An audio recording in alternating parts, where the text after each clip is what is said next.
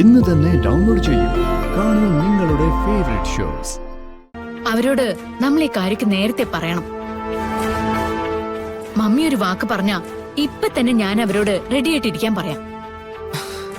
എനിക്കൊരൽപ്പം സ്വസ്ഥത തരാവോ?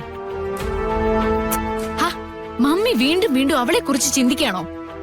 അതിന്റെ ഒരു ആവശ്യമില്ല എന്റെ മമ്മി. അവളെ കുറിച്ച് വേദനിക്കാനും കരയാനും അവളുടെ അമ്മയുണ്ട്.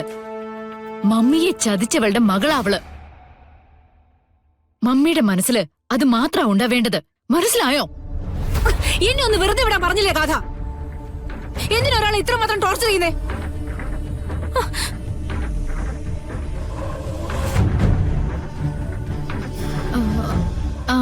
മമ്മി അല്പം കൺഫ്യൂഷനിലാ.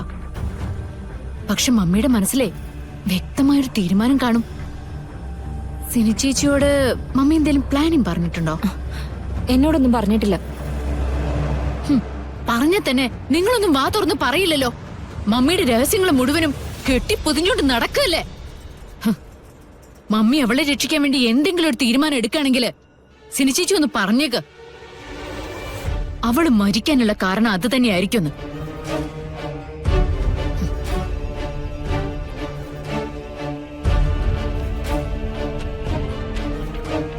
സർപ്പബലിക്കായിട്ട് കൃഷ്ണ ഒന്ന് ഒരുങ്ങി കിട്ടിയാ മതി.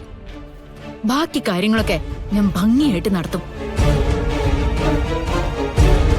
മമ്മിക്കുള്ളതുപോലെ കുറ്റബോധവും സങ്കടമൊന്നും എനിക്കില്ല.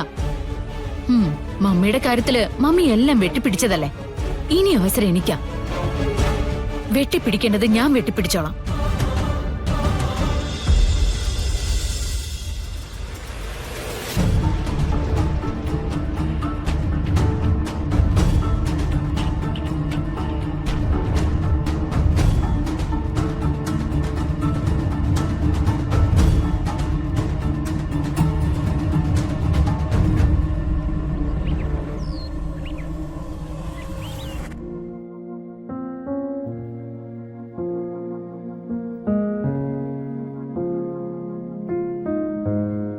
നവീന്റെ വാക്ക് ഞാൻ അനുസരിക്കാത്തതില് എന്നോട് ദേഷ്യം തോന്നുന്നുണ്ടോ? തന്നോട് ആർക്കാടോ ദേഷ്യപ്പെടാൻ പറ്റാ? എന്റെ ജീവന് ആപത്തുണ്ടെന്നറിഞ്ഞപ്പോ സ്വന്തം ജീവൻ മറന്നു കളഞ്ഞതല്ലേ താൻ? എനിക്ക് വേണ്ടി, എന്റെ കുടുംബത്തിന് വേണ്ടി, അച്ഛനും മുത്തശ്ശിക്കൊക്കെ വേണ്ടി വേറെ ആരോട് ഇങ്ങനെ ഒരു തീരുമാനം എടുക്കുക?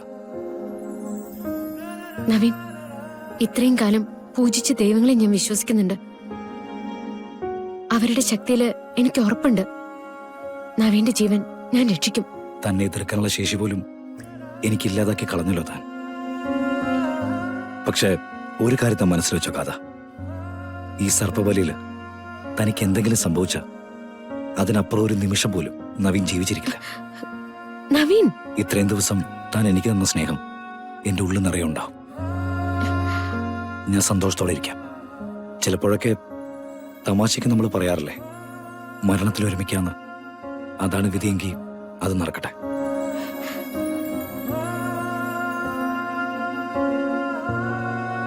നമ്മൾ പിരിയില്ല, മരണം കൊണ്ട് പോലും പിരിയില്ല. അത്രയ്ക്കും ഒന്നായി കഴിഞ്ഞു നമ്മൾ.